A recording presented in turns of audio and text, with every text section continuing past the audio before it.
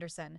Welcome to Night Dreams Talk Radio, where we cover the latest news on UAPs, aliens, Bigfoot, Sasquatch, and the great mysteries of the unknown. Hosted by Gary Anderson, this show goes deep into the paranormal, asking all the questions we all want answers to. With expert guests and real stories, Gary uncovers the truth behind the unexplained.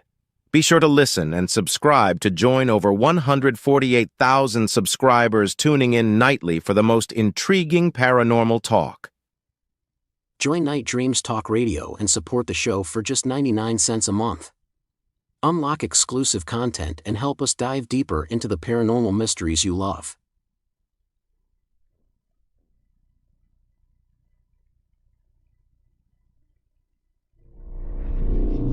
Welcome to Night Dreams Talk Radio with the legendary Gary Anderson. From UFOs to Bigfoot and everything in between, we explore the strange, the mysterious, and the unexplained. Join us for one of the fastest growing shows in the world of the unknown.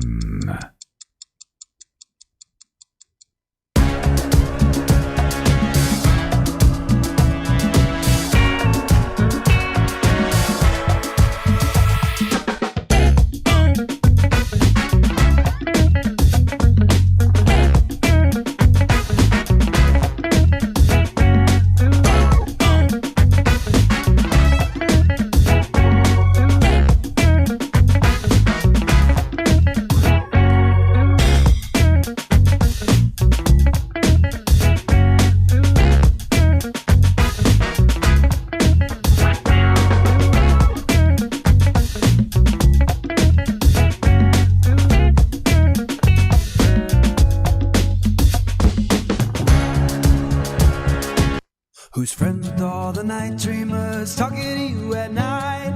Gary on the radio, but maybe he's not in sight. Bigfoot's on his tail, flying UFOs, that's right.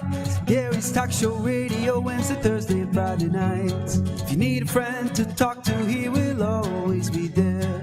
The Night Dreamers Talk Show will fix your despair.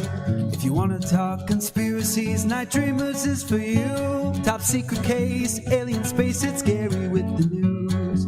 Tune in on the radio. The strange news in brief. I'm Guy Ticker.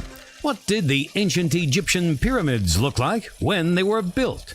When the ancient Egyptian pyramids were originally erected, both in Giza and elsewhere, they didn't look sandy brown, as they often do today.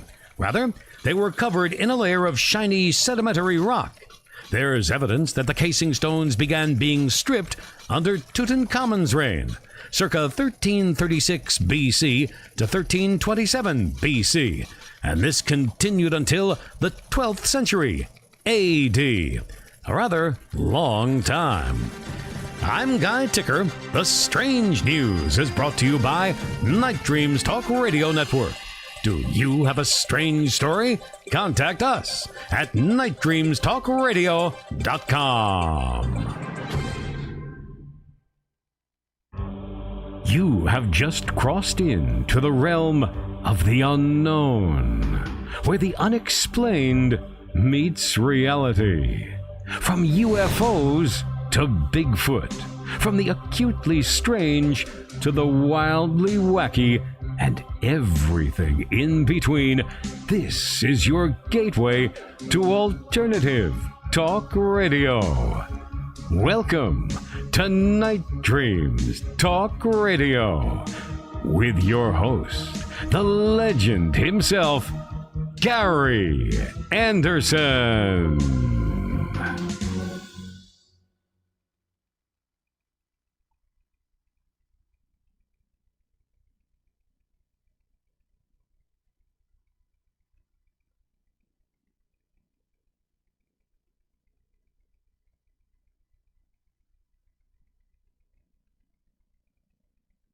Did you forget to unmute?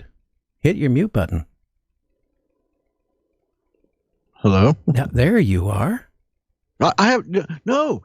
I couldn't hear you. I don't know what is going on. You know what happened here? This is the second time in a row. It happened on Friday. The computer started updating. And I have the updates turned off, and it started updating on me.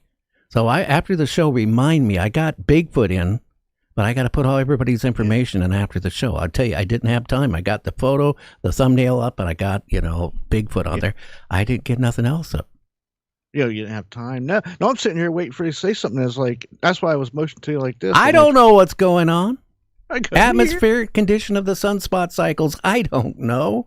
Yeah, something's up. Skype's silly today. Oh, it's my wife's cooking from last night. I don't know. And get payback. A lot of things are going on. Now, this time of year, it's weird. A lady was just attacked up here in Tiger Mountain, Washington, by a cougar. And people are going out backpacking. They're doing all this time of year when animals are hibernating, like bears are looking for a place to hibernate, but they're still getting out their little bit of food, where they can go and hibernate and sleep the winter away. Yeah, two of the worst times you can see bears is when they're going into hibernation and coming out, because you're loading up on food or starving coming out, so it's not a good thing. Yeah. Anything else new? Again, I can't believe how great Friday's show turned out. Well, how great was it, Gary? Well, it's more than 10 people listened to it. Yeah, I think YouTube alone was, 57,000? Yeah, 1 million downloads on the internet. Yeah, a lot of people tuned in, and yet probably still growing. Yeah, and the thing is, I got a lot of positive information from people, a lot of negative. A lot of people think that, hey, UFOs, UAPs don't exist. Then there's the other group of people saying that the government is, not telling us the truth. And the thing is, we're not the only people in the campground. There's other lives out there. Look how, you ever watch Star Trek? Oh, yeah. Okay, Definitely. Look at all the galaxies and solar systems and planets. Yeah, someday we'll go into a bar like on Star Wars, and you'll see it. Something looks like My ex-mother-in-law? Yeah, her. She'll be in there. She'll have 4 horns coming out of her back or something. Yeah. No, she had more than that coming out of her back. I'll tell you that. But, again, the reason why I mentioned Star Trek, guess who our second guest is? Who? Chekhov, Walter. You mean from Koenig. the original Star Trek? Yeah, from the original and the movies, yes. Wow. How did you manage that one? I don't know. No, So maybe because he's a friend of ours. Okay. Yeah, so tell me more about Mr. Walter. Well, we're going to be finding out what he's up to lately. I still watch Star Trek, the original ones. I don't know about you. Yeah, matter of fact, that show has been in syndication since, the 70s? 60s. 60? Well, I mean... You're a young kid. You know that. Yeah, listen, I used to watch it after school. I used to play it, honestly. I'd watch it every day it was great. I still watch it. Yeah, I've seen every episode probably dozens of times over. Sure. I've been watching Ernest movies. You remember Ernest joins the army and all that? Yeah, I've been watched like about 4 of them last night and 2 this morning. Ernest, yeah, he rolled the 90s for sure. Oh, yeah. Yeah, I'll tell you what, kind of strange, though. Well, no stranger than your buddy, the guy, I don't even know his name now, looks over the fence or something there. Well, that's not my friend. I thought that was your friend. Oh, okay. Well, who is that strange guy looking over? I don't know. I don't know who it is. I don't know. I can't think of his name. But anyway, they're all comedians. They're all funny. Yeah. And who do we have coming up tomorrow on Friday? Don't we have the actor that played on My 3 Sons? We do. As a matter of fact, he was our second guest, Mr. Barry Livingston. And you know all about Mr. Barry. He's been around. Yeah, he played Ernie. And Chip, I didn't know Chip was his brother. They were related. Yes. Even I knew that one. I mean, I knew something about the old show you didn't know. Yeah, I know. I'm really into old shows. That tells you how old I am. Yeah, you old. I went in to get my oil change, and, the guy said, hey, I really like your car. Hey, when you were younger, did they actually have places that changed oil? Well, when you're younger, did you have to get out and crank with that handle, to get it started? No, but I remember gas at 19 cents a gallon. Wow, that does speak volumes right there. Actually, it was a gas war. I remember it as low as 14.9 cents a gallon. Shoo. 14.9. Yeah, that'd been nice to have when I had my 70 Nova with that 302 with a giant 4-barrel side of the motor that got 6 miles a gallon. Yeah, but don't forget, jobs at that time paid $1.50 an hour. Yeah, you can afford 6 miles a gallon. Yeah. So what are we going to be talking about tonight? Let's find out. Let's find out a little bit about our guests. You want to? Let's do it. Okay, let's do that right now. With a background in art, both physical and 3D, as well as music and video, Ron Lanham has worked to produce 3D content for various multimedia projects. Ron has been involved in paranormal and UFO research for over 30 years, following personal experiences, which led him to eventually found Wild and Weird West Virginia around 2017, along with friend and business partner Joe Perdue. The mission is to investigate, document, and record the many strange accounts in West Virginia and beyond. Through this, they hope to help others who may have experienced an encounter to try and find some answers. Ron was featured in the small-town monsters film The Mothman Legacy and can be seen in On the Trail of UFOs, Dark Sky, and most recently he was featured in the Bigfoot series Sasquatch Unearthed, Mountain State Monsters, True Bigfoot Encounters. Ron's editing work and art can be seen in the series Paranormal Horizons, which was written, filmed, and created by Wild and Weird West Virginia for Small Town Monsters Productions in 2024. Ron has also contributed both art and accounts for Dave Spink's Real West Virginia UFOs, the revised edition, as well as artwork for the same author's book, Cooking with Cryptids, and other publications. Ron Lanham has spoken at many conventions, including the Mothman Festival and the Wyethville UFO Festival, to name just a few. Well, Ron and Joe, how are you guys doing tonight? Doing pretty good. How are you? Well, I'm alive. I found my car keys this morning. Does that say anything? Well, that's a bonus. Yeah, when you get my age, I have to tell you, when you get my age, you don't look at conventional places for your car keys in the morning. You start looking, okay, did I wash my clothes? Is it in the washer? No, it's in the ice box next to the ice cream. Well, that's called an A port. Yeah. It's a great place. It reminds you of what's important. Well, at my age, anything is important, like waking up in the morning. Joe, I just like ice cream. That too. Joe, I got to ask you, how old were you when you started getting interested in the paranormal or the cryptic thing? I'd always had an interest in it. I grew up with a heavy influence of being around my grandparents all the time. And my grandmother and I would sit and watch the old sightings syndication. And we would watch Unsolved Mysteries and basically anything that showed up on the Sci-Fi Channel. We would just sit there and, enjoy all the things that were strange and unusual together. And she told me stories from time to time and things like that. And so the interest had always been there. Well, did you have any strange things happen paranormal when you were young to get you into it? Not necessarily with me directly when I was young. I would feel certain things here and there, but other family members would experience high strangeness and they would talk about it. And then later in life, I began to. But in 2001, it's been quite a few years now. I did have an experience that kind of left me scratching my head because I saw what could only be described as Bigfoot. And this was something to me that was, not where I lived, if that makes sense. Well, what state, what area was it that you saw this creature? Well, it was in a town called Hernshaw, West Virginia. And I was going out to my hunting area just to check, see if there was any sign, anything like that, because deer season hadn't quite kicked in. This was the weekend after Labor Day. And, I was just seeing squirrels and things like that moving around. And I thought that I saw a black bear.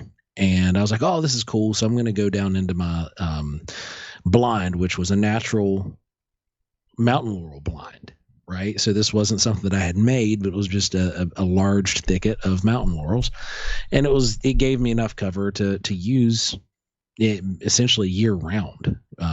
So I went down into the spot and I was like, oh, I'm going to watch these black bear. This is going to be cool.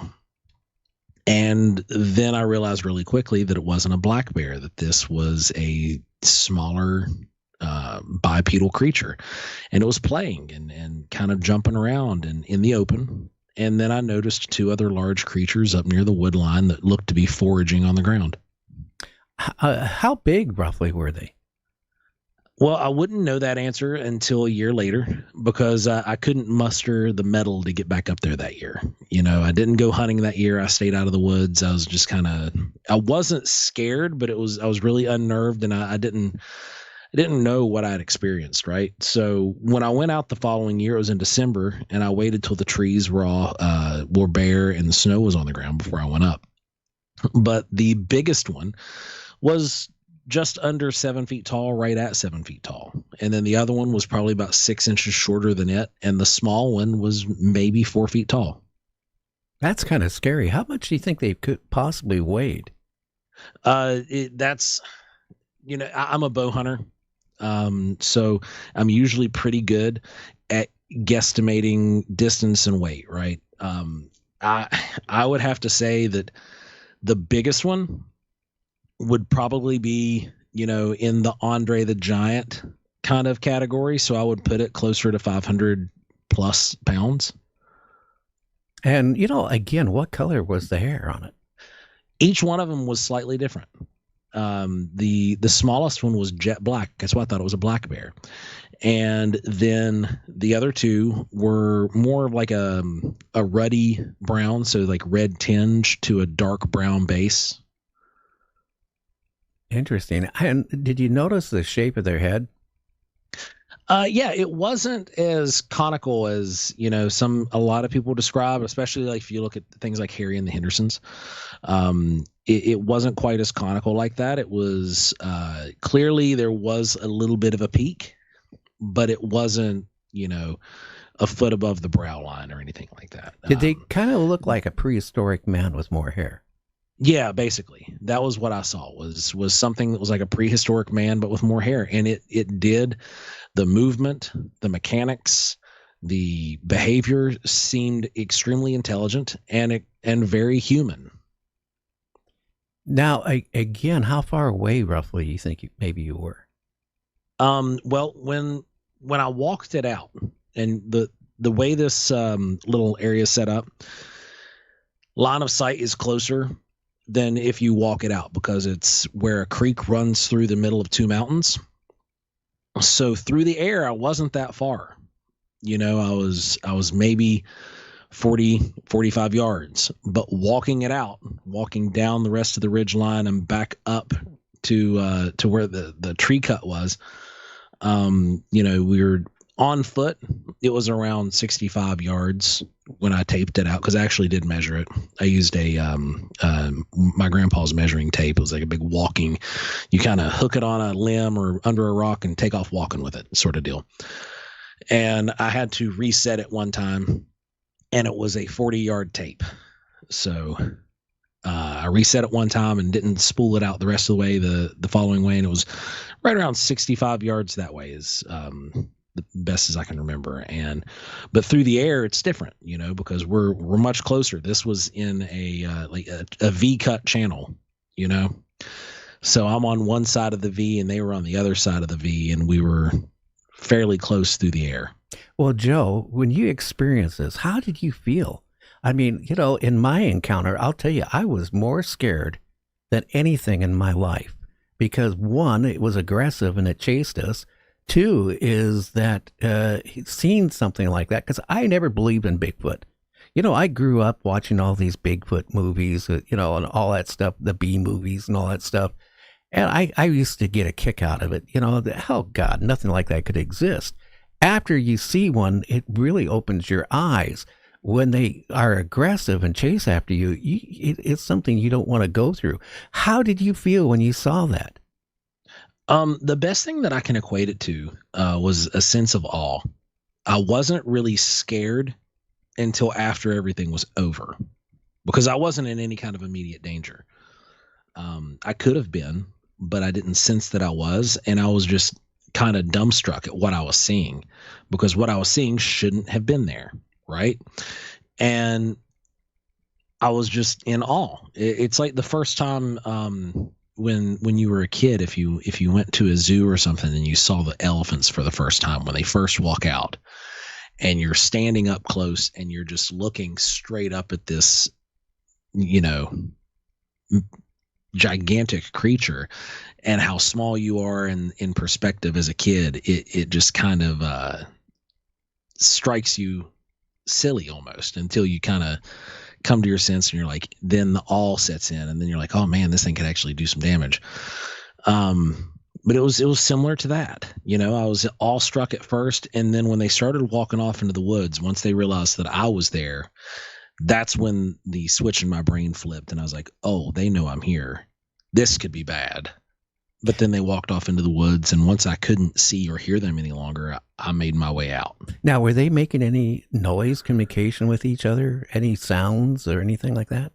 Yipping? None and that all that? I could actually hear myself.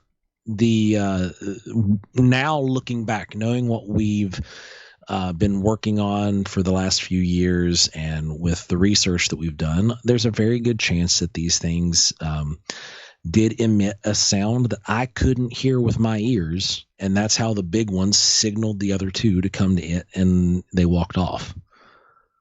That's interesting. The one I encountered, again, it was on a base of a mountain up in the Canadian Rockies, where they had the internment camp, and it was across a creek, and when it saw us, it decided to come after us. Now, this is weird. It ran between 2 legs and 4 legs for speed. That, I can't comprehend how it could do it. But, when it first saw us, it screamed. And it was a type of scream that you would get goosebumps. I mean, a terrifying scream. And, again, maybe it was because of the area. I don't think many people go up to where we were at. Now, the area you were at, was it an area where other people, hunters and backpackers and stuff, would travel? It was near one of those areas, yes, but this was on family property. So there typically wasn't anybody but us and me frequently up there. But it was within walking distance to a state park. How far from the state park?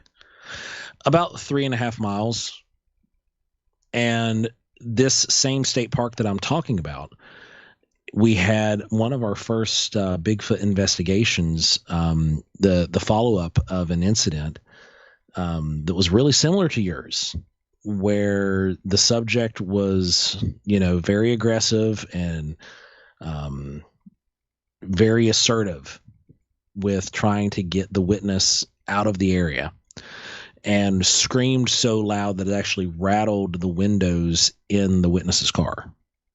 Wow.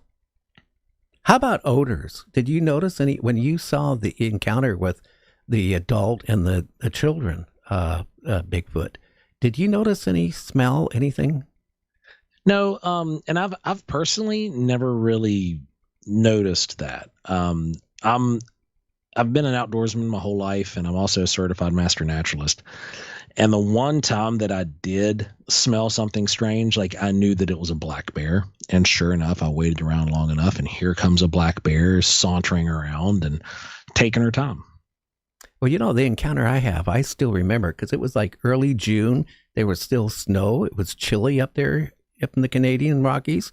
And the smell, when I got back to the car, and it was off the tree line, maybe 25, 30 feet from the car, it was so pungent that if you took the hottest cayenne pepper and mixed it with feces and urine and threw it all together, it was to the point it was burning my I couldn't breathe through my nose. And then I started breathing through my mouth, and it literally burnt my throat. That's how strong it was. Well, there are several mammals that have been documented to have a stress response where they can secrete various, pheromones and hormones all get mixed into this cocktail. Skunks are one of the ones that first come to mind, but there's also different primates that can do that as well. I don't know. I just remember that smell was so pungent that I've never, in my life ever smelled anything like that. And again, a lot of people claim that they smell stuff like that, and then other people say they never smelled anything at all. So it could be a fear thing. It could be a threat thing. It could be, I don't know. Yeah, normally the ones that we've been told about that had those kind of odors, they were there was some sort of a stress response. Like either the individual themselves was extremely in duress and therefore projecting, if you will, causing the situation to become worse and causing the beings that were there with them, these Sasquatch, to undergo stress themselves and, maybe excrete some kind of cocktail of just rank pheromones. I don't know, but again, I just watched that when I got back to the car. My friend didn't get back to the car when I did. He was maybe about 3-4 minutes less, before he got there, after I got there. And I remember getting in the car. I was panicking. I stuck the car in reverse. I was trying to get out. My friend grabbed, the car door, and I was dragging him, and I go, oh my God. I stopped. He got in. And the thing, threw a big piece of log or, part of a tree or a huge rock. It, like I mentioned before we went on there, it took out the passenger fender, part of the door.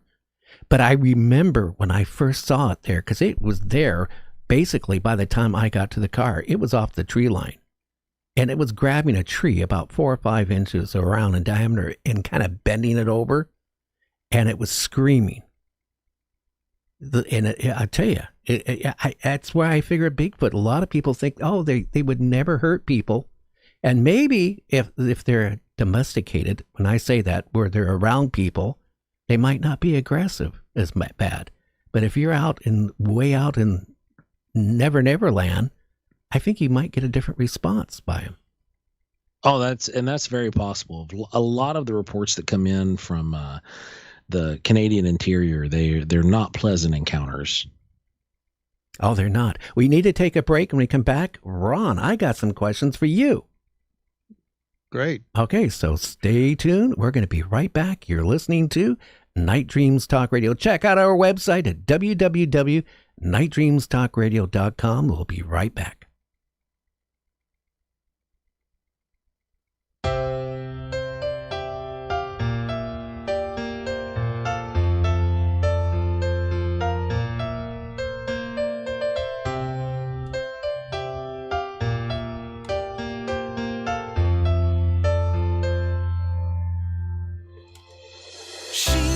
Was only 17. The stuff that dreams are made of, you know what I mean. Those painted on blue jeans and those sea green eyes looking straight through me. Yeah, we'll be rocking all night underneath the stars, rocking all night in the backseat of my car, rocking all night.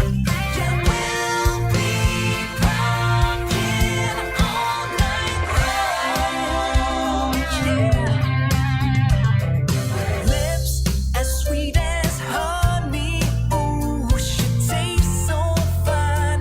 In my mind, you know what I mean. Take a journey of adventure and discovery for the enigmatic giants of the forests. Read On the Trail of Bigfoot by Mike Dupler. The author himself describes it this way. Having found possible Sasquatch evidence, namely trees driven into the ground upside down, thought to be territory markers, led me to investigate this creature in my native Ohio. Several years and many forays into Bigfoot territory, I have found incredible evidence, which inspired my book, On the Trail of Bigfoot. Bigfoot is alive and has many fantastic abilities. The evidence is out there for all to see, but you need to know what to look for. My book will inspire those who have answered the call to seek this elusive creature The Bigfoot. The truth is out there. Read On the Trail of Bigfoot by Mike Dupler. Available now at Amazon.com, BarnesandNoble.com, and IndieBound.org.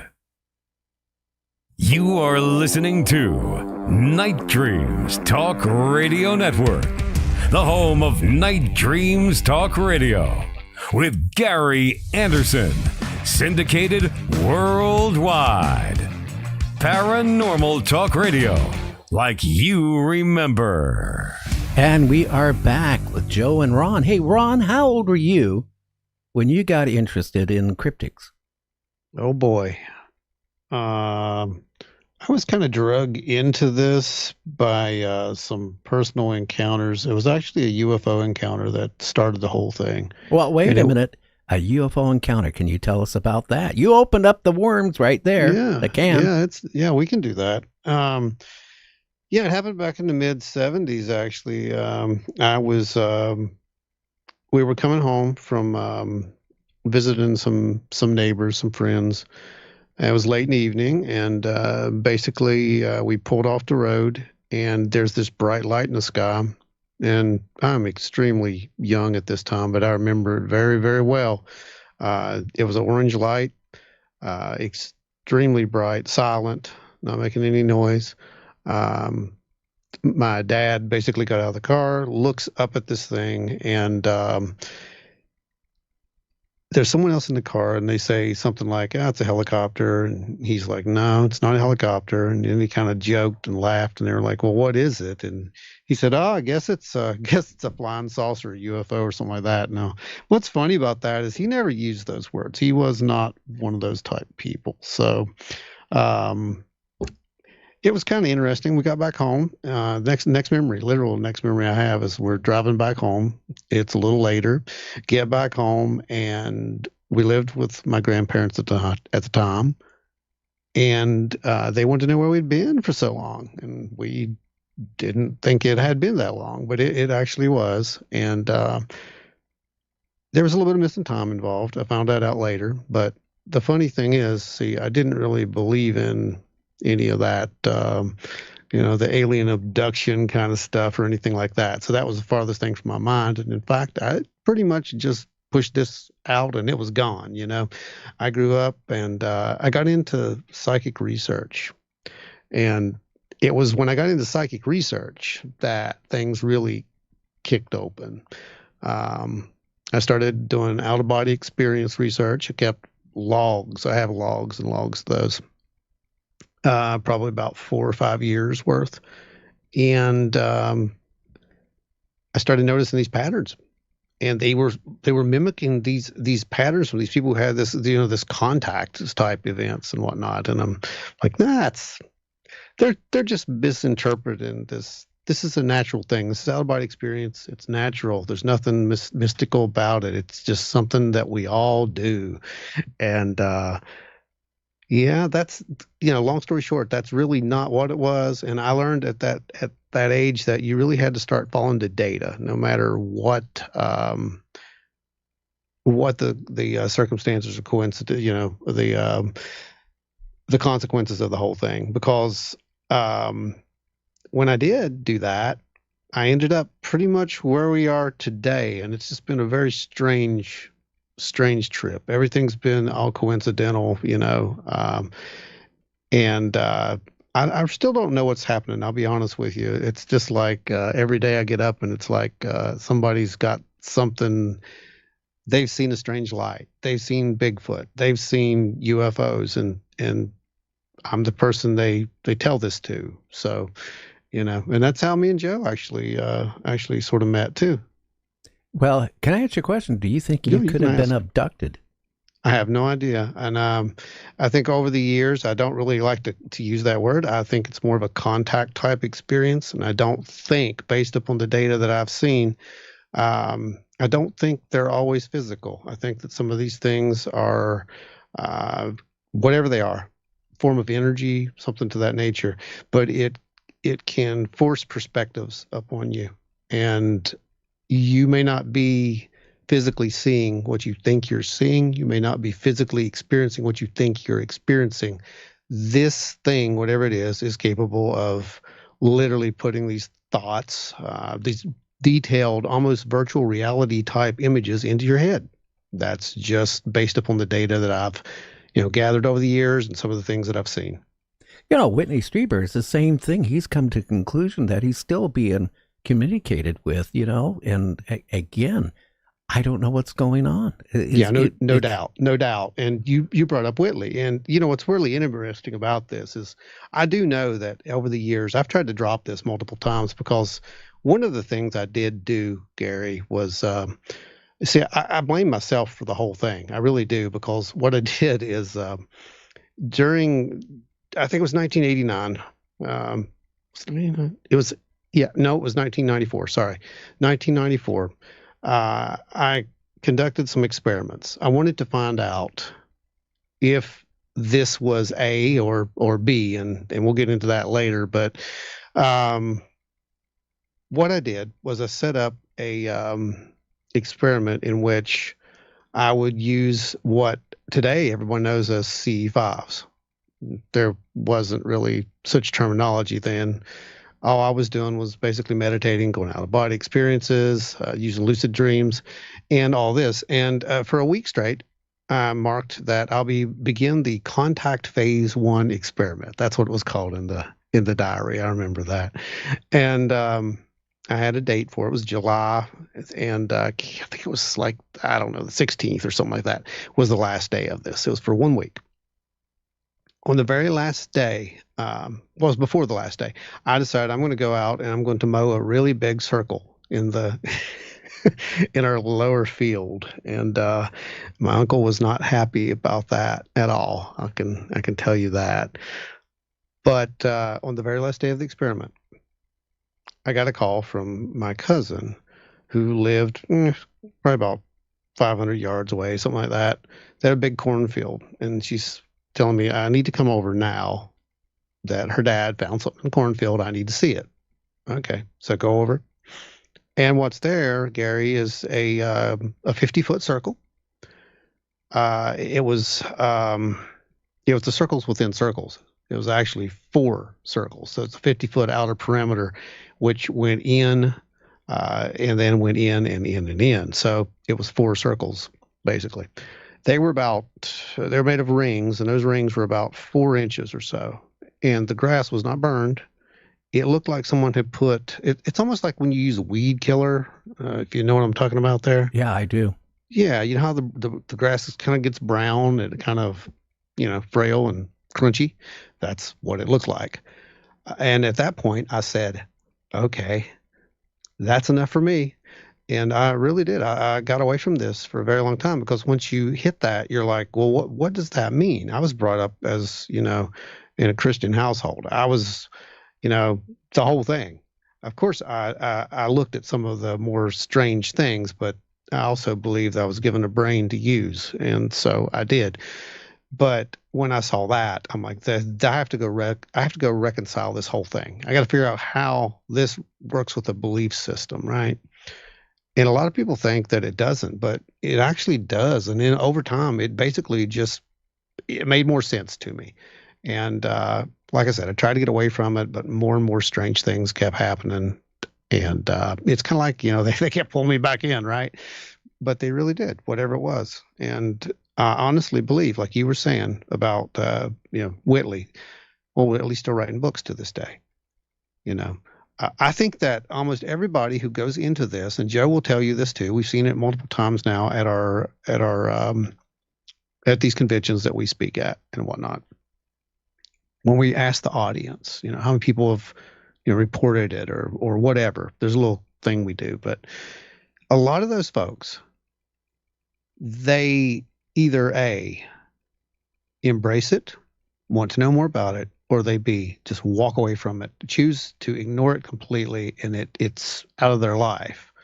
But if they do embrace it, almost all of them end up either, in social media talking about it, writing a book, or, producing a podcast.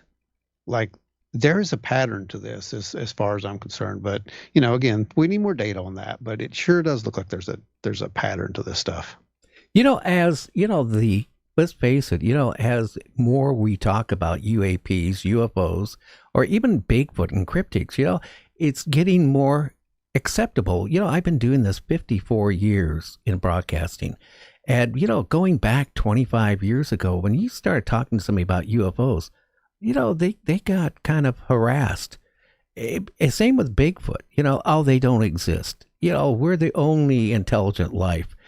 Bigfoot, hey, they're not real. It's a figment of your imagination. But, there's been too many reports of it, too much, not just here in our country, worldwide.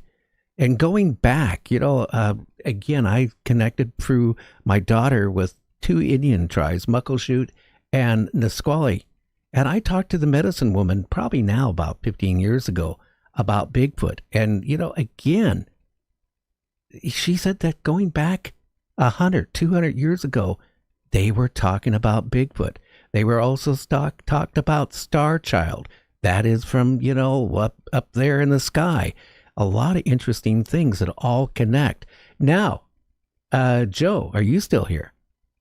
Yep, right here with you. Okay, how did you get him into Bigfoot? Well, kicking and screaming. No. It was honestly, we had started Wild and Weird, and Ron was doing more of the UFO stuff and ghost stuff, and I was doing more of the cryptid and Bigfoot things. And we were just thinking, like, if we're getting all these stories brought to us at these events, we need to be ready to go boots on the ground at any moment. And both of us had a background in investigations. So when John Tenney's account came in from who was the account that I'd mentioned earlier, where the windows were rattled, he came to us because he truly felt that we were the only people who would take him seriously. We knew him from previous business ventures that Ron and I had, and he had a strange experience and didn't believe that anybody was going to believe him. So he came to us, and when we went out, it documented the entire thing with my cell phone, and we wound up finding track casts, and that particular account made it all the way to finding Bigfoot. That's interesting. Again, when you go back to it, let's be honest, even to this day, and my producer ever so often will throw it up on the show, my wife will, when I talk about what happened to her car, she thinks I just ran into something or whatever. Again, a lot of people are in denial. These things exist. And then you got the other people say, well, you know what? They're interdimensional. I don't know if I buy that or not, because I find like Ron Moorhead, who had encampments where they recorded sounds of Bigfoot and saw Bigfoot. But then after a while, what happens is people get frustrated. They really do, because they don't have the proof or they don't have the answers. So then they start thinking, well, maybe they're interdimensional or they're this or that. I don't know. How do you guys take it? Well, I can see how they think that. This is a really good way to introduce subject A and subject B. It really is, isn't it? Okay, so go ahead, Joe. Introduce subject A and subject B and explain to Gary what that means. So we were of the similar persuasion years ago when we first started, and I was what you would call a flesh and blooder, and still am to a degree. But we started to have strange experiences in the woods, away from when we're out doing Bigfoot research, that we're not near humans. Then we start seeing orbs and strange lights in the tree line and below the tree line, just above the ground, as well as having Bigfoot-like activity. So we started trying to figure out a way to compartmentalize this stuff. And I had to look back at Stan Gordon's database, going back into the big UFO flap on the Chestnut Ridge where there were Bigfoot-like creatures being seen. And I use the term Bigfoot-like here because if you pay attention, the physical description of these things doesn't match what you and I saw. The creatures that are being seen with these UFOs or lights, they're taller, skinnier, less hair. The arms often almost touch the ground. and their eyes glow of their own volition. So that's subject B, and subject A would be a normal eats, sleeps, poops in the woods kind of creature. But can I jump be it in a here for a Bigfoot or minute? any other kind of cryptid? I'm going to jump in here. Again, there's a lot of people who claim that they saw, aliens. And after the encounter, every time they go out in the woods, I had a game warden on my show back a few years ago. Every time, he thinks he sees owls, he connects them with ETs.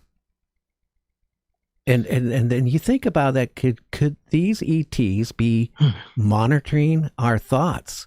So maybe if you have Bigfoot in your mind, they create a Bigfoot that you're seeing instead of what you're actually seing. Well, there you go. Ron, take it away. You just said it. I mean, this is the whole perception thing that I was telling you about, right? And I'm not going to call them aliens because honestly, we don't know what that is yet, right? But there's something there. There's an intelligence. We have literally interacted with it at this point, and that may sound absolutely insane to people, and that's thank God. That's why Small Town Monsters gave us the ability to make this series, because you actually get to see that. You get to see it actually happening, and you get to see our frustration and our amazement at the same time when this stuff does happen. Because I'm telling you, I don't know what it is. The best thing to tell you is that there is simply something there, and it is extremely intelligent, and it's not always, the big guy. It's not always, a physical creature. Sometimes it's something completely different. And what you said about the owls, you cannot imagine how many times we've heard this at this point. The amount of it is just staggering. It's the synchronicities even go behind it it's almost like someone's playing a game with you at times. Right, Joe? Yeah, it has a tendency to, like Ron said, play games or have this almost childlike mischievousness, if that makes sense. Cat and mouse, right? That's interesting. Yeah. Again, when you really think about it, again, we don't know what's out there. Even us, when we die, we don't really die because, it's not a spirit, but the way our atoms, molecules, and all that stuff, and electrical, it goes on forever. So maybe, I don't know if all this stuff is connected or not. I really would like to have this answer someday before I go. That I think is all of our collective goal. That is the collective goal. You're absolutely right, Joe. That's what we're trying to do, and not really give you the answer so much as to just say, look, it's okay. It's okay to have these encounters. It's okay to see, these things you can't explain. If you're out in the woods and you see glowing orbs, it's okay. Don't, for God's sake, don't chase them. But but it's okay. And if you do, have a Geiger counter. Yeah, if you do chase them, have a Geiger counter. Trust me on that. Well, what happens if you chase them and you don't have one? Well, there's the potential to get extremely irradiated, and I would refer you to Dr. Gary Nolan's work. Yeah. I would agree on that. And we have literally, kind of validated some of that stuff out in the field. No, 100%. Nothing extreme. Don't get me wrong, nothing extreme. But we do have our equipment, because when we go out on these investigations, we take everything, Gary. I mean, literally everything at this point, because we don't know what it is that we're going to run into. We can go out looking for Bigfoot, but at the end of the night, we might be chasing lights or, shape-shifting birds or something. I don't know. It's strange. Now, it's bizarre. Either when you guys go out looking for whatever orbs or Bigfoot or little green men from Mars, do you guys pack any type of protection? I'm prior service, so I'm very well trained with firearms, and generally I do have my Mouseketeil in my backpack. And that's going to help us with physical things, but some of these other things, I don't know if there is any protection. Yeah, but I'll be 100% with you. I'm just saying for physical, because, when I was a kid, my uncle was out hunting with his son. I've said this so many times on the show. This is Mount Shasta up in in California. This is years ago because I'm going almost 73. I remember my dad getting a phone call. His brother literally was tore up by a bear. He thought he had the kill shot. He didn't have the kill shot. The bear attacked him, mauled him. And for the rest of his life, he was scarred up like you wouldn't believe. He was in the hospital for about a month. They didn't think he was going to make. And I get all these people through the years. They go, well, I'm out looking for Bigfoot. Do you carry anything? No. I got a little jackknife. I got this. I got bear spray. But, you have to look at maybe it's not the Bigfoot you have to worry about, but there's other critters out in the woods you do have to worry about, including insane people. Right. And that's honestly my biggest concern is us one day, because in my previous job, I had rolled up on a drug lab that was out in the middle of the woods. Yeah, that would be scary right there, worse than a Bigfoot. Oh, 100%. yeah, absolutely. The advantage to us is, one of our research areas, it's pretty much it's a safe zone. There's one landowner and, it's a family owned area. So we're pretty good there. And there's enough weird stuff to go on there to get data from than literally anywhere else at this point. But yeah, that's one of your big concerns, and people don't think about that. You're absolutely right, Gary. How about, I know you guys got cast of feet. Boy, our time is going by so freaking fast. We're going to have to get you on for part 2. But I know you got cast of Bigfoot feet. How about any hair, or I should say Bigfoot poop? Have you got any of that stuff and had any of that, the DNA tested? We have never found fecal matter or scat or poop, whatever you want to call it, but we have found hair, and there was a sample that was sent off, and midway through the process of that hair sample was destroyed. Yeah, that's normal. That was kind of an odd situation, and that happened with one of our other original members of our team. He was the one that discovered the hair sample and found it along a barbed wire fence. Yeah, it seems like when you send stuff like that to the lab, either it doesn't make it to the lab, or they lose it, or they come back and say, well, we don't really know for sure what it is. But there's a really interesting study going on right now at North Carolina State University with Darby Orcott, and he is leading a DNA survey using eDNA and taking taking material and strata off the bottom of some of these casts that have been collected and running them across various DNA panels to see what kind of genomes they can trace.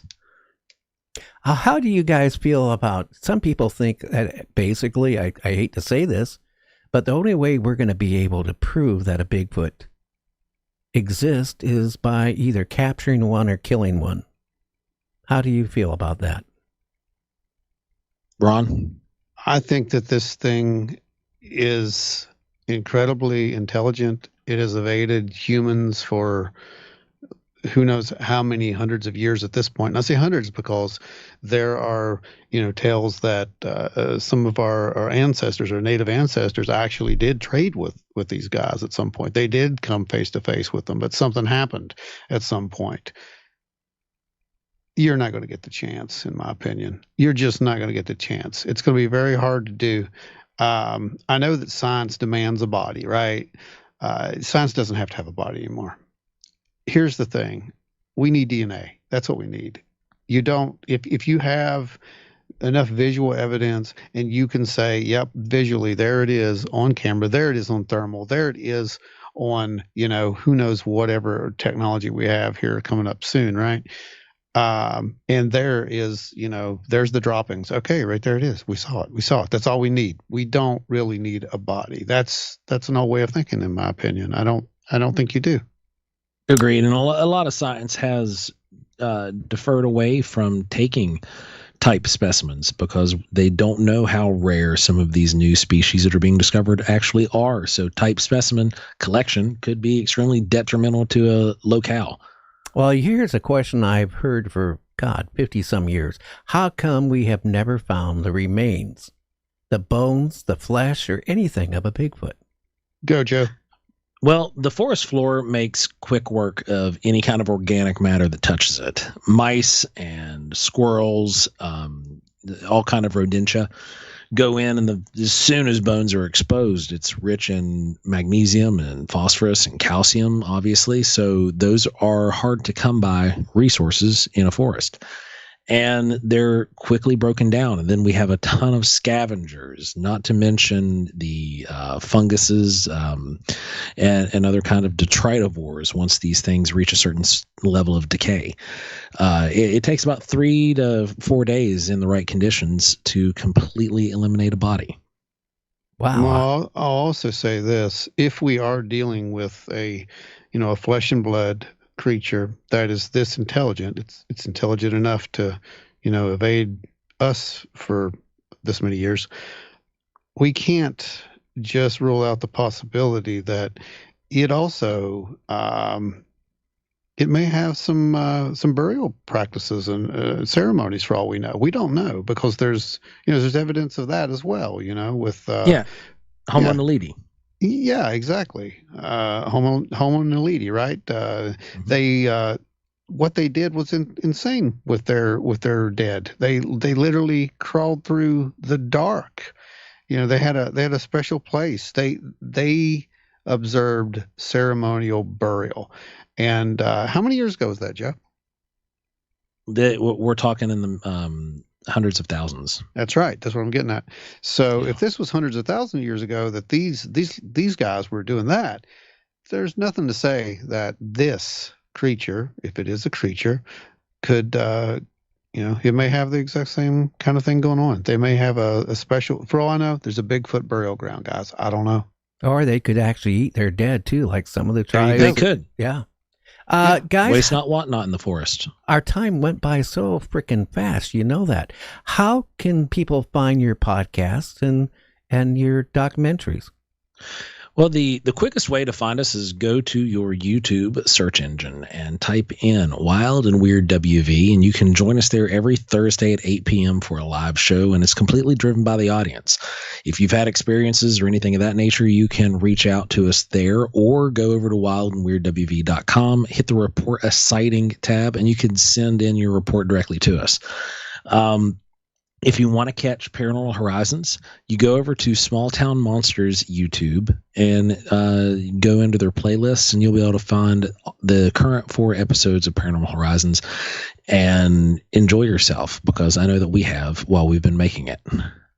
Wow. Hey, guys, I want to thank you so much for coming on, and please keep in touch. And if you ever want to come on for part 2, you're more than welcome. Anytime you want us. Anytime, Gary. Anytime. Okay, guys, you have a great weekend. It's coming up.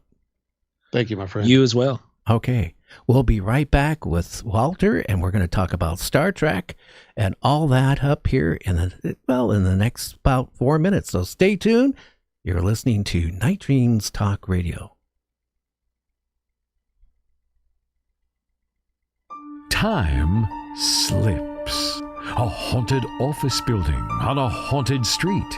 A haunted coal town, mysterious black cats, unexplained light anomalies, UFOs, UAPs in the air and on the ground, bridges in liminal spaces, cryptids, shamans, and a werewolf. Disclosure: you don't need a ranch in Utah. All this and more happens in rural southwestern Pennsylvania. Coming soon from Haunted Hills and Hollows 1 and 2 author Kevin Paul, Politics and the Paranormal in Greene County, Pennsylvania. Available this fall on Amazon and at other fine booksellers.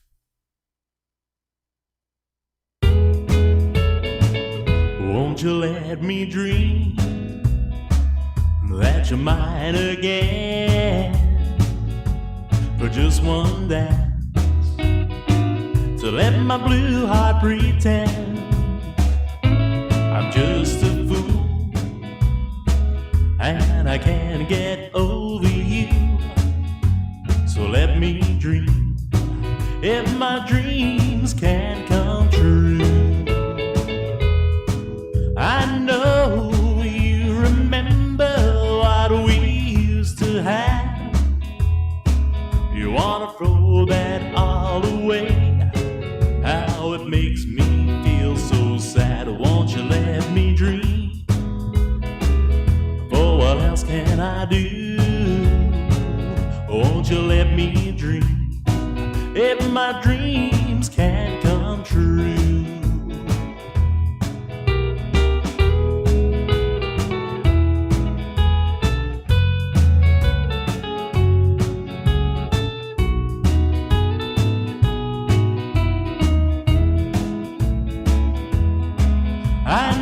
You are listening to Night Dreams Talk Radio Network, the home of Night Dreams Talk Radio, with Gary Anderson, syndicated worldwide. Paranormal Talk Radio, like you remember. Well, JC, what was your favorite Star Trek of all of them? Was it the movies, the original, or, the ones that came after the original Star Trek? My favorite one was the original, and actually, I liked the episode that was kind of emanated the OK Corral. I really like that. I mean, I didn't like actually, I do. At the time, I thought it was kind of hokey, with the background, the fakeness to it. But actually, it was all, created by, aliens. So again, if you think about it, they were ahead of their time on that show with the budget they had. Yeah, I like that episode. There's other ones I like, but that one always, man, I don't know, just really like that one. Yeah. How about the movies? Yeah, the movies weren't bad. The first one or two wasn't bad. Yeah. Yeah, I don't know. I think we got Walter on the line, and he was Chekhov on Star Trek. Hey, yeah. Walter, how are you doing, my friend? I'm doing fine, thank you. Oh, you've been staying out of trouble since we talked? It's been a while. Yeah, I don't know how you define trouble, but I can't think of anything that I feel overwhelmingly guilty about, so I guess I'm staying out of trouble. Yeah, did you ever go to Europe? The last time we talked, you were going to go to Europe. I've gone to Europe several times. I've been to Italy, I've been to Germany about a half a dozen times. I've been to the U.K. at least a half a dozen times. I've been to Spain 2 or 3 times. Yeah, I've been there. Well, again, when you go there, I mean, how do they take, when you go to these conferences, for example, and you talk about Star Trek, how do the people, the people, it seems like they're just infatuated with the original Star Trek today as they were 25 years ago, 40 years ago, 50 years ago. Yeah, well, the crowd that you get are people who gravitate towards science fiction and towards Star Trek. So they're there because they enjoy the experience, they enjoy listening to stories, they enjoy sharing their mutual interest. So it's a very accepting crowd. Of all the Star Trek movies, Walter, which one was your favorite one? The Voyage Home. That was my favorite. That's the one where we come back to San Francisco in the 80s and looking for whales. And the whale's what saves the planet, isn't it?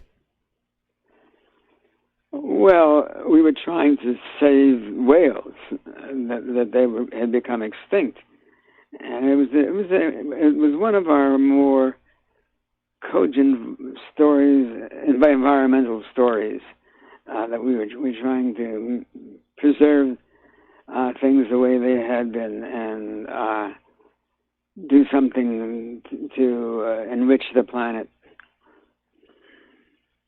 That was one of my favorite ones of all the Star Trek. I'll be honest with you. Which one? The one you just mentioned, it was really well thought out, well written, and all that. And How about have you ever had any weird experiences when you went to a conference and talking about Star Trek? Has anything ever strange happened to you with one of these? Not really. I had this last year. I went to a conference. Where the heck was it? I don't remember. But it was a woman who was obviously not in a good mood, and she started talking about my fake accent, and kept reiterating that it was a fake accent. And it seemed like I had I had done something really terrible, and I should be punished for it. I chose to not respond to the accusation. I just let it go. Well, the accent too. Your family, your father, your mother, was that really a fake accent, or did it come kind of natural?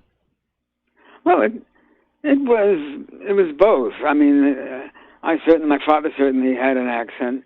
My mother's accent was corrupted by the fact that she spent a couple of years in England before she came to the United States. They were both from Lithuania, but she was in England. So when she got here, it was hard to determine exactly what kind of accent she had. But my father's was more Slavic, he came from Lithuania, and it was more Russian. I couldn't ever quite get it. I would have loved to have done a perfectly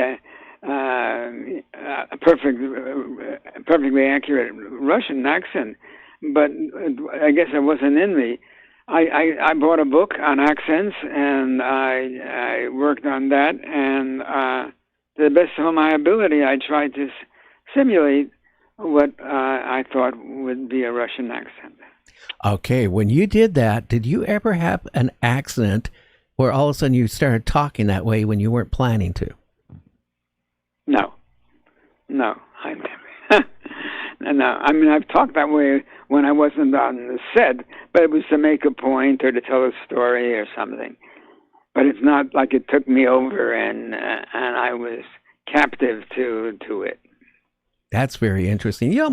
My grandmother came from, a German background and Ukraine background. So it was a little Russian and a little German. So when I was growing up, I never knew, and English, every other word was either part German, some, Russian and English all put into it. That really messes a kid up when you're small. You know that. Right. So, well, on television, I've played a German. I've played a French person. I played a Swedish person, of all things. So I've done different dialects on television. Interesting. Now, when you were Chekhov and you were on that control panel on the Enterprise, right? Right. Did any of those buttons work? Nope. Okay. No, they were frozen. On this TV series, they were totally frozen. We pretended to press them and make things happen. By the time we got to the movies, things got a little bit more scientific, and or at least the panels were mobile, and you press something, and actually something did happen. That's interesting. Now, again, on the original Enterprise, that the screens on the back where you could see the planets and other starships, when they're ready to attack you, was there anything there? Was that added on afterwards? It was all added on. It was all post-production. When we looked out at what was supposed to be the stars, we were looking at the soundstage, and I saw the grips and the electricians and everybody, moving around. We had, it was very unsophisticated in those days. Interesting. You just shot my whole thing down. I thought it was real. What was? I thought it was real. Yeah. Well, that was the intention, to make the audience feel that it was real. Interesting. How many bloopers did you have? Was there quite few bloopers when you were, doing the filming? What about the bloopers? Did you have many bloopers? Yeah, we had quite a few, and they made a reel of them, and some people actually took them on the road, and when they went to conventions, they screened them, and the fans, they enjoyed it. The elevator doors didn't open, people forgot their lines, things like that happen frequently. Being an actor, again, I have a hard enough time doing what I've done for all these years. If I don't have it written in front of me, I can't remember it. How do you remember a script? You've done everything from Dr. Kildare to, all Alfred Hitchcock to all these other shows through the years. How do you actually read your parts and remember it? You're kidding me. I mean, that's what we're supposed to do. Yeah, we're supposed to memorize the lines. And everybody has that capability. By the way, I never did an episode of Dr. Kildare. Oh, Kovac, or what was that show? Mr. Novak. Mr. Yeah. Novak. I'm sorry. I apologize. Okay. And what did you do in that episode? And the Mr. Novak? Yeah. I did 3 different episodes of Mr. Novak. The first one was and this is what ultimately led to my being on Star Trek. The first one was called A Boy Without a Country, and I played a defecting Russian student who's come to America and joined Mr. Novak's class, and he has some pretty grounded philosophies about life that he learned through the state. So they're antithetical to the way we think, and he had to learn that things weren't the way they were in the Soviet Union, and that by the time that the episode finished, he was a bit more Americanized than initially. Interesting.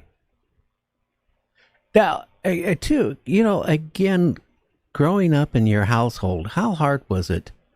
Was it hard for your dad to adapt to living in America? No. He came over when he was very young. He came over when he was about, I think, 11 or 12. And he and his family initially landed in Chicago, and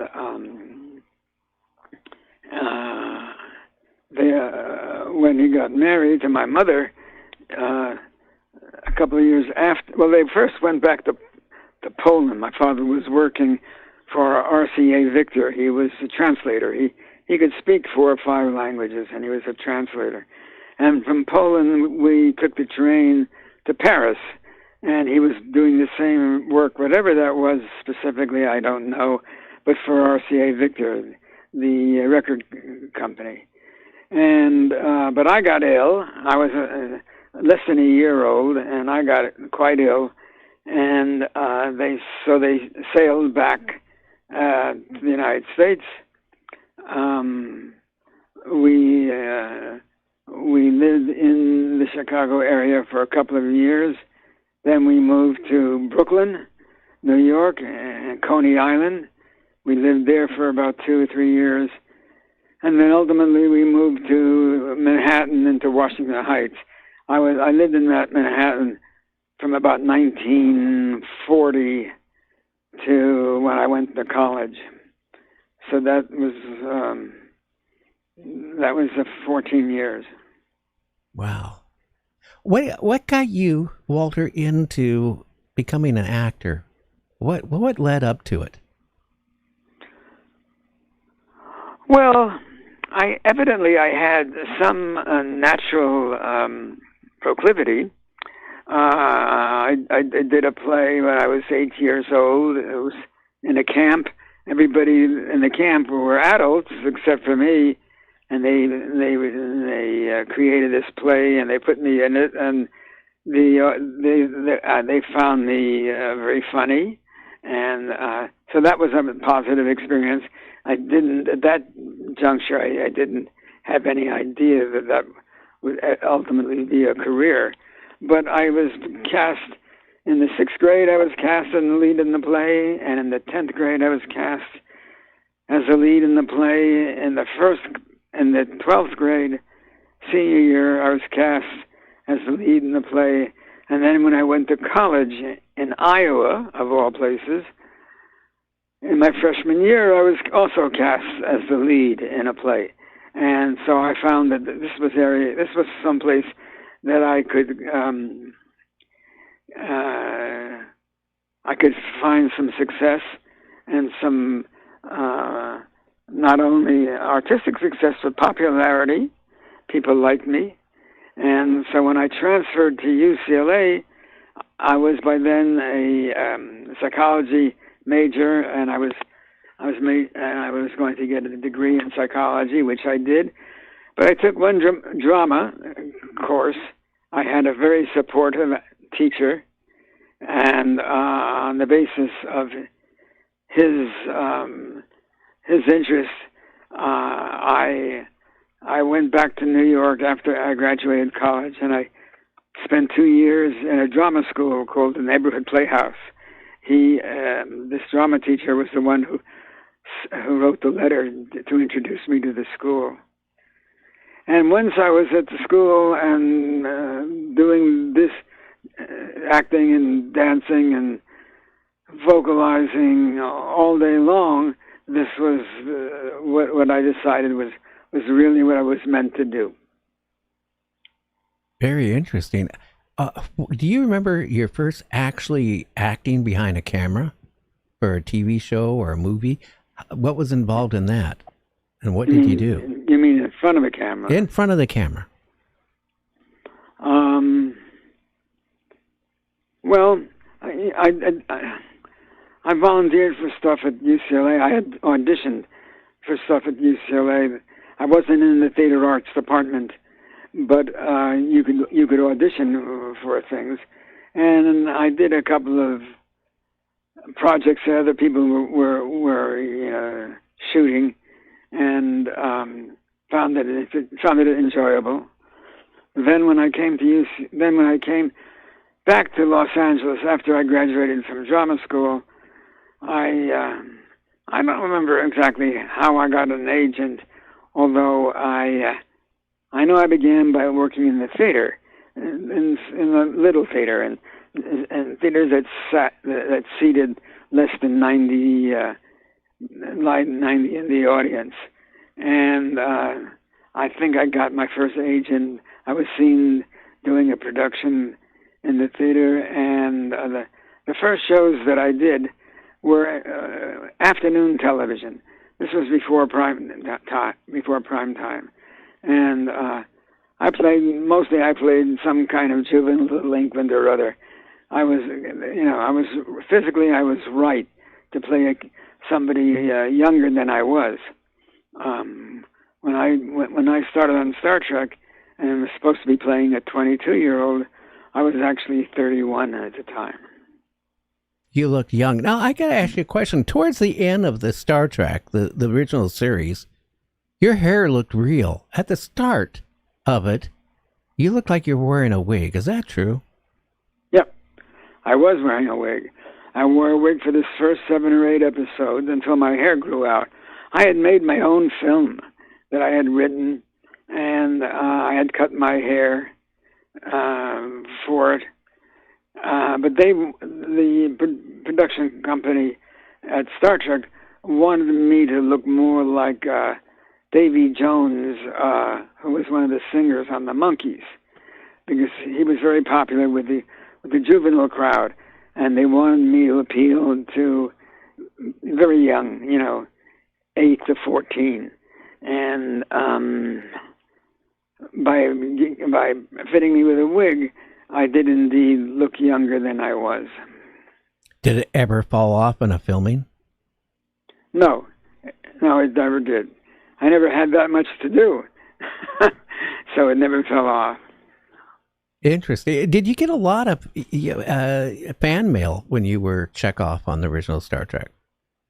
Yeah, that was the whole idea, was to draw that base, that fan base, and indeed, that's who I got all the mail from. Very young kids, 8 to 14 years old, sometimes writing with a pencil on lined paper. So I fulfilled what they were looking for, and they were happy with what I did, and the fans responded in a positive way. So, when they started doing movies, they called me back in. Well, yeah. Didn't that kind of give you, with all the fan mail you're getting, didn't that actually give you a spot which you might have not had? No, they were looking to cast somebody as a regular. That was the whole intention. I read the letter that Gene Roddenberry, who created Star Trek, had written to his staff after the first season, because I didn't come on till the second season. And he written to the staff saying, let's find somebody who will appeal to the younger, preteens and the early teens. Somebody like the chap on the Monkees. And that's almost verbatim what he had written, because he showed me the letter. So that was the intention. There was no doubt that was what they were trying to go for. And I knew that it would be a recurring role, so long as the fans related to my character and responded to my performances. I knew that I was supposed to be there. So it was a very pleasant experience all the way around. Did anybody ever think you were Davy Jones afterwards when they saw you? Yeah, they did.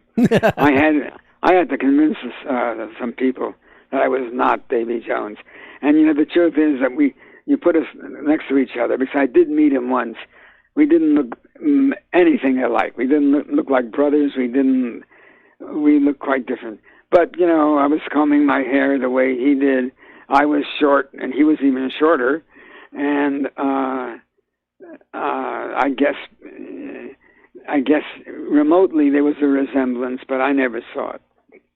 Now, playing on the original Star Trek, playing Chekhov, going through the years, did that cause you any problems from, maybe getting other gigs in acting because you were typecast? I know that, talking to, when I was young, my dad's best friend was James Gardner, the actor, from Rockford Files and all that. And, him himself, he said at one point when he played Maverick, he said for a while he was typecast. Yeah, of course. When Star Trek was canceled in 1969, I think it was, the phone did not ring. I did not receive any offers of employment. And that went on for at least two to 3 years. It was at that point that I started writing. I wrote a novel. It kept me busy, kept me sane. It gave me an objective, something to do, and I wrote every day. And I didn't sell it at the time. I gave it to 3 different writers to look at and tell me what they thought, because I had no training. I never had taken a writing course in college. It was just something that I found that I needed to do in order to occupy my time to keep me sane. 2 of the 3 writers thought it was good enough to get published. And they were both writers who wrote for Star Trek. The 3rd writer was also a writer who wrote for Star Trek and was by far the most successful of the 3, and he thought it was terrible. So, on his recommendation, I put it in a drawer, and there it sat for 18 years. Then somebody wanted to read it, and they read it, and they gave it to a small publisher, and that publisher decided to publish it, and after it was published there, a second small publisher read it, and they decided to publish it. all in all, it was published 3 times by 3 different publishers. Never, the circulation was always very, very modest. But I did get it published. And after that, I was writing a screenplay. I wrote a screenplay, and I was trying to get that published. And Gene Roddenberry's secretary, I wasn't a typist, and we didn't have computers, we had typewriters. And I paid her to type up my screenplay. And she was impressed enough with it that she gave it to Gene to read. And Gene was in the process of writing a novel about Star Trek, which was ultimately became the Star Trek motion picture. It was changed a great deal. But I finished writing it as a novel. He was very pleased. And then when they got to doing the animation, he called me in, and I pitched some ideas for an animated Star Trek, and they liked them, and they gave me an assignment, and I wrote one of the Star Trek episodes. At the same time, I was trying to option a couple of screenplays. In fact, NBC picked up an option on a screenplay, and then they re-optioned it. It was never made, and there's a whole long, sordid story about that I don't really care to go into. But that's when I started writing. Well, again, our time is up. I don't know if you can hang on a few more minutes longer, but, I really got, the fan base show, Renegade, Star Trek Renegade. How did you enjoy doing that? What? The fan base show, the Star Trek Renegade, I think it was called. Oh, yes. Yeah. Did you enjoy doing that? Because I really got into that. Good. I'm glad you did. It was okay. I don't think it was. I don't think it had the quality of a totally professional script, but professional story. But it was good enough, and fans seemed to like it. Some fans, in any case, and it was nice returning in some form to playing in Chekhov. I always had a good time with that. Didn't they kill you off on that though at the end? Okay. I mean, didn't they? Didn't you die in that? Oh, didn't I die? Yeah, I did, and that was my choice. I said, I'll do it if you kill him off, but you got to make it heroic. And it was moderately heroic. I was always very disappointed the way Captain Kirk was killed in the Next Generation film. I thought they didn't do him justice. It should have been a much more heroic ending to his life. So I sort of insisted that Chekhov be doing something important to save lives when he dies, as opposed to just being assassinated in a very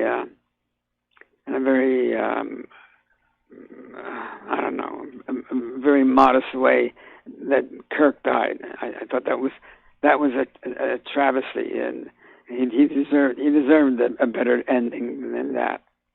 But I do like how they brought him back from a different timeline to have him die off that way. No, they didn't bring him back. Oh, I thought they did. They brought back Leonard Nimoy, Mr. Spock. Right. So what's your plans in the future? Do you got anything going on? Are you going to be doing any, out with talking about Star Trek, any of the conventions or anything? Yeah, I got conventions.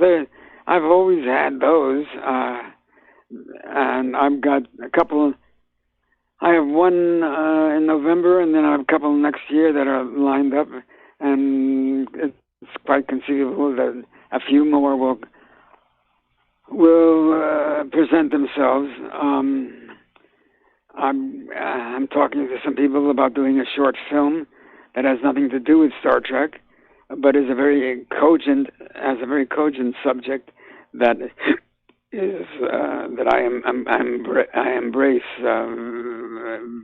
very much, very thoroughly. So there's that possibility. I do a podcast where I critique the old episodes that we did back in the 60s, and I've done about 8 or 9 so far, and the intention is for me to do them all. So there's that as well. What was the of all the ones you critique? I got to ask you a question before I let you go. Which one, when you look back of it, it was like a lot of mix-up on it, or a lot of bad effects in it that stands out in your mind? Was there any particular episode that you were on that you go, God, I wish I never did that one? No. You know, it was a different time. No. I mean, I'm thoroughly aware that it was a different time, and we did not have the special effects in the 60s that they have, you know, in the 80s and the 90s and so on, and to the point now where they're really extraordinary. No, I mean, I knew before I even was on the show that the rocks were made of styrofoam. I could tell how light they were. And I knew that, you know, the effects were... I didn't think of them as being primitive because that was the state of the art at the time. So I just accepted the way it was. I wasn't embarrassed by it, or I felt that it was, you know, something that I had to apologize for. I was comfortable because that's what everybody was doing. Well, you know, again, I think Star Trek is going to be around for the next 100 years because, again, even my grandkids, that's a show that they like watching. And, you know, what makes it more unique, really, Walter, is you have to use your brain to watch it. And where nowadays everything was with AI, it's, you know, generated and faked and all that, you know, the backgrounds are not even there. I mean, when you really think about it, you know, it took so much to really pull it off to make it as credible as it was. Well, it was a substance medium. Now it's you know, so you're right. We had stories to tell, and we had points to make, and philosophies to expound, because of the extraordinary technical advances in special effects. They are more oriented towards the visceral and the visual, so that it becomes more of that kind of experience with exploding spaceships and all sorts of weaponry, etc. And I don't know if you recall, but George Lucas had a hard time selling Star Wars as a screenplay because the story was pretty fundamental and pretty basic. And when people read it, they said, well, you know, this story, we've done this story over and over again. What they didn't understand was what was in Lucas's mind about these special effects and how he could bring these to life on the screen and make it an experience that people had never before had experienced. So, you know, that was a whole different way of looking at things. Oh, I agree with you. You know, I will say this before I let you go, Walter. You know, if Star Trek never happened, if it wasn't for Lucille Ball, you know, fronting it and making it happen, I don't think a lot of the shows that we grew up with would ever have happened. If what? Well, if Star Trek never happened on TV, if it never was produced, never made, a lot of what we are experiencing now today might have never happened. Maybe not. But then, you know, you get to a point from one direction, and then it's also possible to get to that point from another direction. So if it wasn't Star Trek, it might have, certainly Star Wars was enormously successful. Of course, the impetus for Star Wars was probably, to some degree, Star Trek. So we probably provoked Lucas to start creating ideas like that. But yeah, Star Trek was definitely one of the first of its kind, particularly, philosophically. The fact that we were making statements, we were saying things about life, about people, about relationships, about how to pursue one's being and how to be faithful to oneself, and that, Gene definitely brought that to the public. Well, yeah, racism was brought into it. The war was going on in Vietnam was kind of, in a way, brought into it. Wars, all that stuff was because of Gene, his writing, his thoughts and all that. And I know that, that some of the stuff that, they didn't want, the networks kind of freaked out on it. But, he pushed for it and it happened. And I think that opened up, a lot of different things. Two shows I can think about. Robert Culp was a friend of mine.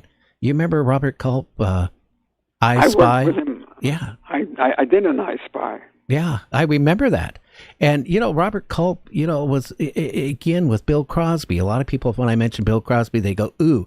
But, if it wasn't for them working together, and again, Robert Culp allowing, Bill Crosby to prosper as an actor, it did a lot with the racial thing at that time. The same with Star Trek.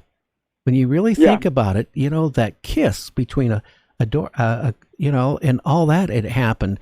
Again, it opened up a lot to let people, comprehend that racism was wrong. Right. So it accomplished a lot. Yes, indeed. Hey, Walter, November, you got a convention you're going to. Where's that at? East Lansing, Michigan. Okay. Well, if you go to it and you see Walter, say hi, Walter, and say Gary from Night Dreams said to say hi to him. Hey, Walter, I want to thank you again, like all the other times, for taking your time and coming on the show again. You bet. My pleasure. Okay. Again, your latest book. Go ahead and tell everybody. My latest book? Yeah. No, I don't have a latest book. Well, the last book you wrote. The what? The last book you wrote. That was a long time ago. I don't even want to get into it. Gee, I just read it a couple weeks ago. Well, anyway, Walter, you take care, will you? Yes, indeed. Thank you for having me. Okay, Walter, you take care and have a great weekend that's coming up, will you? Yeah. Okay. Bye. Bye. Well, JC, who do we have on Friday? Because we're off tomorrow, but who do we have on Friday? We have two guests. First guest is going to be Mr. Frank Kimbler, talking about Roswell, and he quite possibly could have found a piece of what they call metamaterial. You mean a piece of the wreckage of the UFO crash? Yes, allegedly so. The flying disc? The UAP crash? Yeah, flying saucer, if you will. Yeah, that would be really interesting. That we got to find out how he found it and if it's been analyzed. And who's our second guest? Mr. Barry Livingston, if you will. My three sons, as we mentioned at the beginning of the show, Ernie. Again, when I looked at Ernie and you look at Chip, they don't look alike. For brothers. Yeah, brothers. They really are. Yeah. I wonder what it's like to work with Fred McMurray. Such a great actor. Yeah, he made some good westerns, too. I know. Did you ever watch reruns when you were younger of My Three Sons? Once in a great while, I remember seeing them. Yeah. Yeah. You're not that young yet. You should remember the shows like that. Well, they would play reruns of those when I was a kid, but I always watched stuff like, Brady Bunch and Land of the Lost. And I did watch the Monkees. I always watched, and Voyage of the Bottom of the Sea. Voyage of the Bottom of the Sea. That started out, it's like a lot of those shows, they start out good. And then they get their budget chopped, right? Yeah. And then they go, not so good after that. They get really fakey, like monsters. And, when you can tell when a show was about end of its life, when they start bringing on fake monsters, that. Yeah, that was my favorite show. The first couple of years, you could tell it was high budget. They had it was like little movies and spies, and then by the third, fourth season, they had you could see there was plastic suits. People were, Now, how about Lost in Space? Think about that one. Yeah, it started out good, and then the last 2 seasons of it, football helmets, guys painted gold. Yeah, I seen that one the other day. I was like, how does an alien light years away got a football helmet? I don't know, but again, some of those actors that had that makeup put on. Do you know one of the spy movies, James Bond's movie, in Goldenfinger, I think it was, the original model that was filmed in that died from the toxins of the paint they put on her. Yeah, plus your pores can't breathe, but yeah. Yeah, well, the toxins got into you. Think about it. They painted her with that gold, whatever it was, and she ended up dying from it. Yeah, it's chemicals. Chemicals aren't good for you. That's not a good thing. Golden body, that's what that one was. Yeah, that's not a good combination either way. But do you think about Star Trek, if you really do? If it wasn't for the original Star Trek, I don't think some of these other shows would have ever happened. It got other people, what, Star Trek. Well, let's create another space type of movie, like Lost in Space or TV show. And then it was a whole bunch of them. You know that. Yeah, Battlestar Galactica, and then the other one there. Battlestar Galactica started out really good. I remember the reviews of that TV show. The first season with Lauren Green and all that on it. It had fantastic reviews. And then, again, the budget started getting chopped because it was expensive to make. So they, then they wonder why it was canceled. Well, I guess, people expect when you watch it for a season or two, you expect it to be good. But, shows like The Invaders and all that stuff, again, they start out good. And then it starts getting, what? Yeah, Space 1999 and Buck Rogers was a couple others. Space 1999, believe it, and the time frame was the most expensive series made out of the UK. It was one of the most expensive TV shows of all time at that time frame. I don't know if you knew that. No, I didn't. There was another show, too, called UFO. It was out of the UK. That didn't last very long. No, it didn't. No. Wasn't she painted gold or something, too? Silver or something? I can't remember, but there was some weird scenarios there. Yeah, maybe. Yeah, I don't know. What do you think the future is going to be when it comes to space movies, space TV shows? We go through cycles, right? We go from cowboys and Indians to detectives to police shows, back to detective shows, back to now it's zombies. Everywhere you go, it's zombies. When are we going to get out of the zombie phase? I'm zombied out. That's for sure. Everything's going to be AI run anyway in the future. Yeah, that's another thing. They used it to effects. If you even go Stargate, right? The original Stargate TV series. Yeah. The weapons, they used weapons that look like real weapons, right? They had blanks in it. Now it's, you see these people holding these guns, right? And they're firing the guns. And either they're moving the guns wrong when they put the fake muscle, the fake blast coming out of the barrel, right? Mm. It's all computer generated. It's all fake. And it has lost a lot of the effects. I watch some of the stuff and I'm going, oh, God, this is another one. And I flip it off because it's so fake. Yeah, there's getting more and more of those out there. Unfortunately, I've noticed myself on several different shows. Yeah, what you ought to do is go on YouTube and watch some of those AI movies. There's getting to be a lot of them. Yeah, I've seen a couple today. That commercials for them or previews or teasers or whatever you want to call it. Yeah, I've seen that. Yeah, okay, one of it said a new release movie. Okay, and I going, oh, cool, this is a good space movie, right? And I get my popcorn, I get my Diet Coke, I get in my chair, I get my legs all propped up, I'm all excited for it, right? And then after all the credits go, and then it starts the show, it's all AI.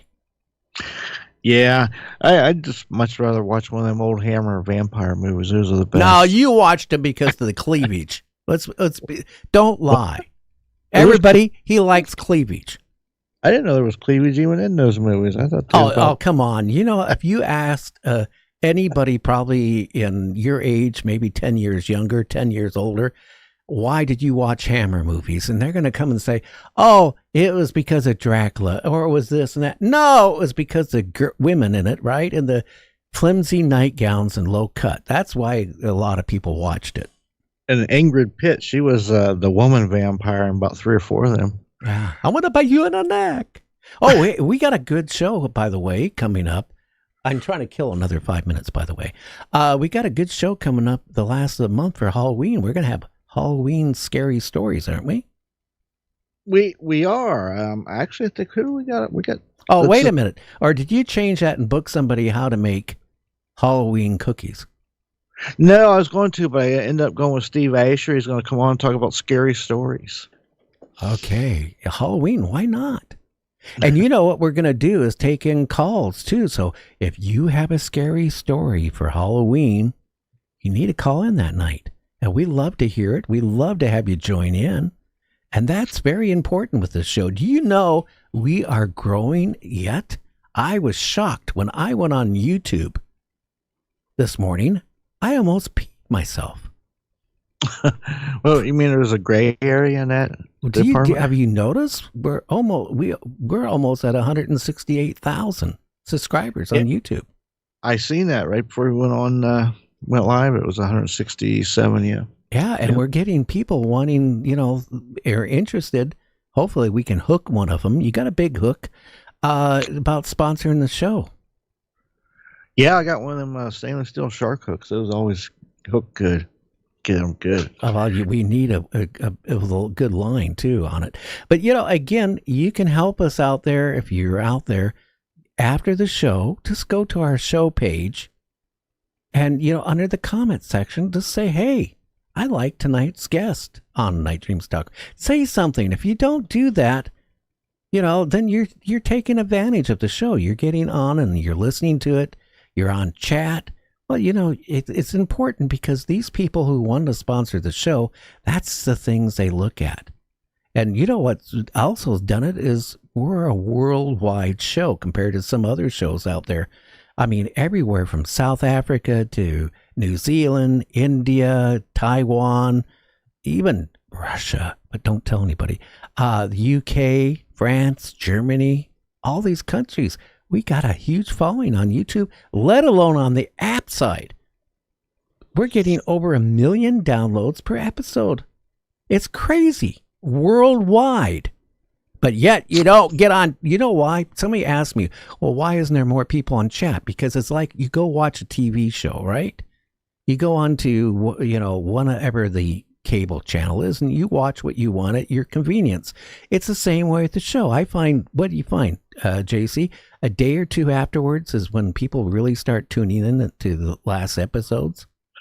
Could be up to 3 or 4 days. You got to remember, even if somebody's in Australia, just from me, that's 15 hours, possibly time to 18-hour time difference. So if it's day here, night there, people are sleeping, they get up, and it's staggered all around the world since we are worldwide. So those numbers keep coming in, just like your electric meter on your house. Go out and look at it sometimes, and it just goes like that. Well, I was really disappointed when we had Lewis on talking about disclosure, right? And I looked at it on Friday or Saturday, and I'm going, oh my God. But then when I just checked it out here, it's almost at 58,000 views. Yeah, that's what I mean. It's worldwide. People, and listen, it's a big world, 7 billion people. So got to give them a chance to see it. Yeah. So again, if you could do me a favor out there, people, go on the comment section and say, hey, give us some good feedback, because again, we got companies like, Red Bull and a few other ones that's been looking at the show maybe sponsoring it. So it's important that you guys out there, kind of give a good comment about the show. Yes. Or Luigi's going to come and have a talk with you, as you say. Hey, yeah. Well, he only breaks legs now. He doesn't want to, at his age, he doesn't want to go to jail for 20 years. He's cutting back. Huh? Antonio, yes. So anyway, we also got some other great guests coming up too, don't we? Like in the month of November. Can you believe that? The time is going by so freaking fast. I know. Hey, I know that Friday, November 1st, we're starting off the month with Stanley Milford. He was partner. He was known as a paranormal ranger. He was a paranormal ranger, an investigator, kind of X-Files of the Indian reservation with Mr. Dover, Jonathan Dover. They were partners for years, but some of the stuff they've come across is mind-boggling. Yeah. So tell your friends about Night Dreams Talk Radio, please. And again, all through to the end of this month, if somebody, we're going to randomly pick some people. If, you buy us a cup of tea or, you buy a cup of coffee or become a mega member, you're going to get some good swag from us. Like a couple T-shirts and maybe a mouse pad and all that stuff. Our way of saying thank you to support the show. Thank God when we get a sponsor, I don't have to do that other anymore. Yeah, you don't have to go on a cookie sale like Girl Scout cookies door to door and stuff. Yeah, and again, you're my host on Mondays. Who's your next guest on the Dr. JC show? Well, my next guest is world-renowned psychic medium and ghost hunter and investigator Lori Johnson. She's well known from the Ghost of Shepherdstown TV show. It was on 3 or 4 years. So tune in. She has always got great stuff to talk about. It's going to be a really great show. It's going to be a good one. Now, you won't find that on YouTube, but you can find that on your favorite app. 6 p.m. Pacific, 9 p.m. Eastern, on Night Dreams Talk Radio Network. Just go to Apple, iHeart, Spreaker, any of your, Spotify, any of those apps. Again, leave a comment on those apps. You guys are really bad at not leaving comments and not giving a thumbs up. You know that. They're taking advantage of us, JC. Yeah, I know. Dang it. Yeah. Well, we're off tomorrow, but we're back on Friday. And yes. I can't wait till next Friday of next week. Whitley and Ed Dames. So that's going to be a great 2-hour show right here on Night Dreams Talk Radio. We don't own the night. We own all the time zones. So everybody have a good one. We will catch you on the other side of the campground. Everybody take care.